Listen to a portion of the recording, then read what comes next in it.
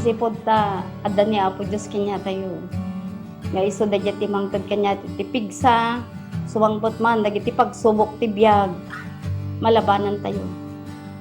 Anyaman nga mapaspasama, dagiti kalamidad, oray no ado ti pagsubok ti biyag, gapu ti adal ni Apo Diyos. Iso di ti mangtod ti karit kan pigsa tayo, nga agsirsirbikin ni Apo Diyos.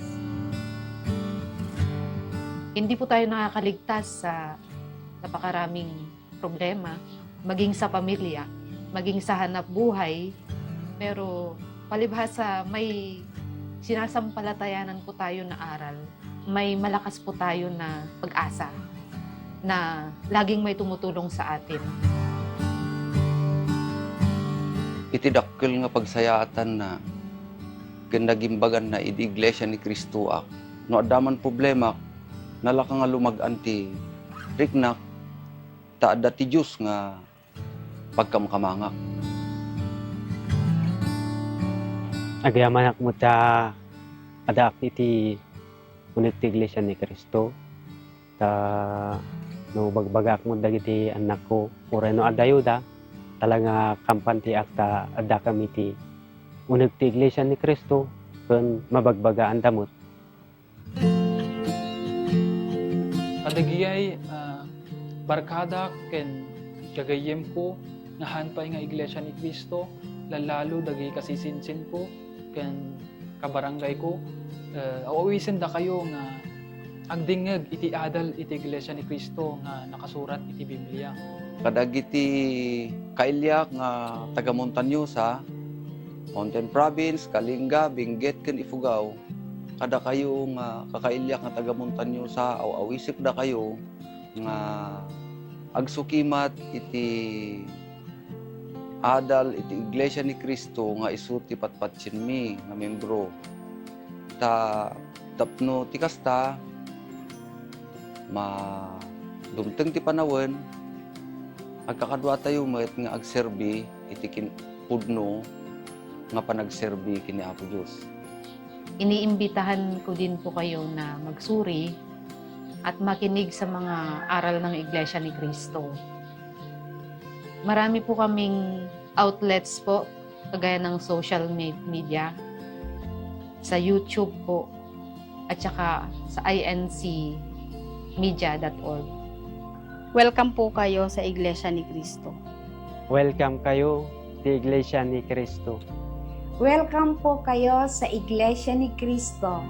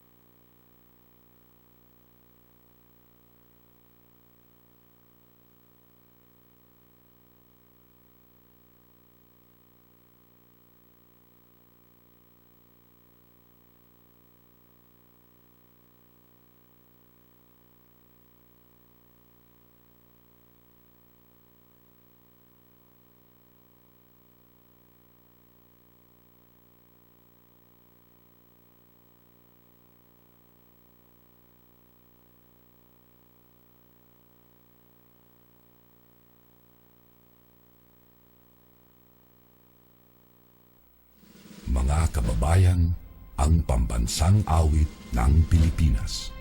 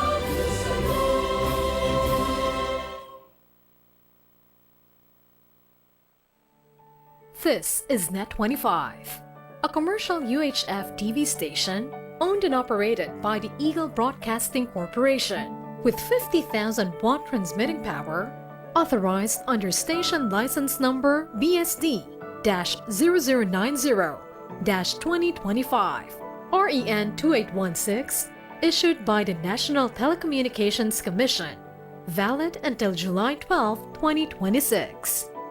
Net 25 studios and transmitter are located at Central Avenue, Diliman, Quezon City, Republic of the Philippines. Net 25 engineering is headed by Bernard N. Pangulayan, Professional Electronics Engineer, number 869.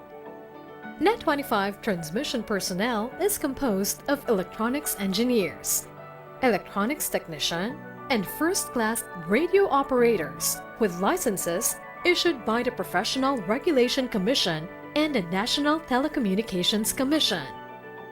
Erickson D. Ventura, Electronics Engineer number 44844. Arturo F. Pascua Jr., Electronics Engineer number 43934. Adrian B. Augusto, Electronics Engineer number 59367. G.I. Jane Pernito, Electronics Technician number 002-6274. Gracious V. Pascual, 923 PNCR 352. Modesto V. De Vera, 961 PNCR 18494. Frets C. Molena, 93 1 PVI 6551.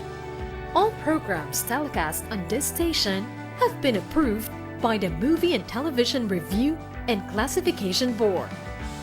This is Net 25, the Philippines' first digital TV station. Now, signing on.